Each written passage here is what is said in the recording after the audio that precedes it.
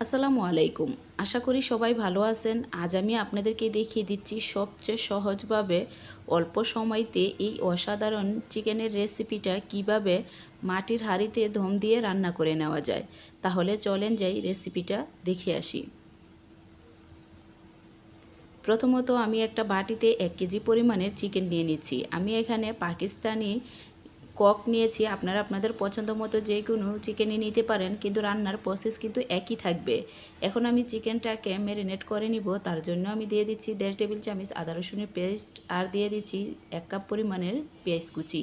পেঁয়াজের পরিমাণটা কিন্তু এই রান্নাতে একটু বেশি দিতে হয়। দিয়ে দিচ্ছি স্বাদ মতো লবণ, আর দিয়ে দিচ্ছি 1 টেবিল চামচ ভাজা জিরার গুঁড়া, 1 টেবিল চামচ ধনিয়ার গুঁড়া, আর 2 টেবিল চামচ লাল মরিচের গুঁড়া। জালটা অবশ্যই আপনাদের স্বাদ অনুযায়ী দিয়ে নেবেন। দিচ্ছি 1 টেবিল চামচ হলুদের গুঁড়া, আর দিয়ে দিচ্ছি 2 টেবিল চামচ গরম মশলার গুঁড়া। এখন আমি কিছু আস্ত গরম মশলাও দিব। তার জন্য দিয়ে দিচ্ছি 4-5টা এলাচ, 3-4টা দারচিনি, 4-5টা লবঙ্গ, আর 10-15টার মতো কালো গোলমরিচ। দিয়ে দিচ্ছি ছোট ছোট 4-5টা তেজপাতা। তার সাথে দিয়ে দিচ্ছি 6-7টা এরকম ছোট সাইজের আলু আমি আস্তই ছুলে দিয়ে দিচ্ছি। দিয়ে দিচ্ছি 2 টেবিল চামচ টমেটোর কেচাপ। আপনাদের হাতের কাছে যদি টমেটো থাকে তাহলে এই রান্নাতে টমেটোটাও দিতে পারেন। এখন আমি দিয়ে দিচ্ছি 1/2 কাপ পরিমাণের সরষের তেল। দিয়ে এখন আমি ভালোভাবে হাত দিয়ে মেখে ম্যারিনেট করে নিচ্ছি।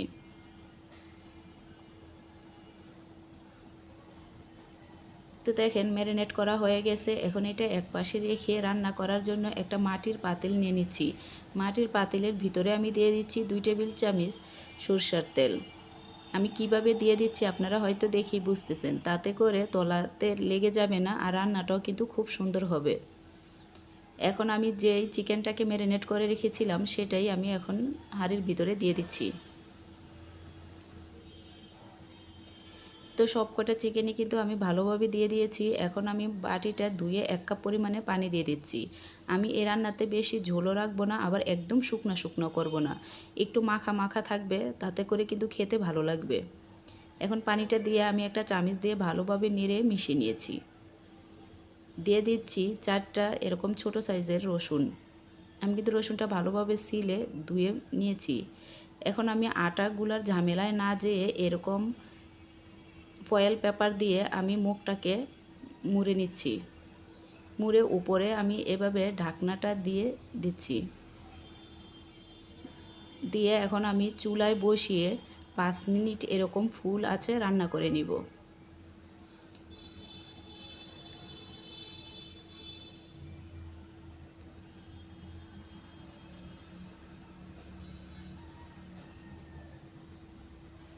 5 মিনিট পর একদম লো আছে, আপনারা দেখেই বুঝতেছেন। আগুনটা কিন্তু এরকম দেখা যাচ্ছে না, আগুনটা নীল আগুন। একদম লো আছে, আমি 20 থেকে 25 মিনিট দমে রেখে দেব। তো 20 মিনিট পর আমি ফিরে আসছি। রান্নাটা কিন্তু হয়ে গেছে। এখন আমি ঢাকনাটা উঠিয়ে ফয়েল পেপারটাও খুলে নিচ্ছি।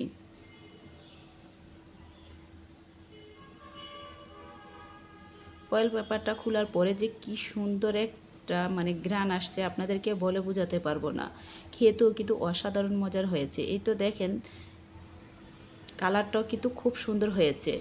অবশ্যই বাসায় আপনারা রান্না করে নেবেন। এই রান্নাটা কিন্তু একদম ঝটপট রান্না করে নেওয়া যায়, কোনো ঝামেলা ছাড়া। চুলার দুয়ারে দাঁড়াই থাকতে হয় না, নাড়তে হয় না।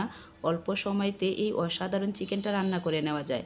আশা করি রেসিপিটা আপনাদের অনেক ভালো লাগবে। যদি ভালো লাগে প্লিজ একটা সাবস্ক্রাইব করে পাশে থাকবেন, যাতে করে নিত্য নতুন ভিডিও দেওয়ার সাথে সাথে আপনারা দেখতে পান। আজ ভিডিওটা এখানেই শেষ করতেছি। ভালো থাকেন, আবারও দেখা হবে নতুন কোনো ভিডিওতে।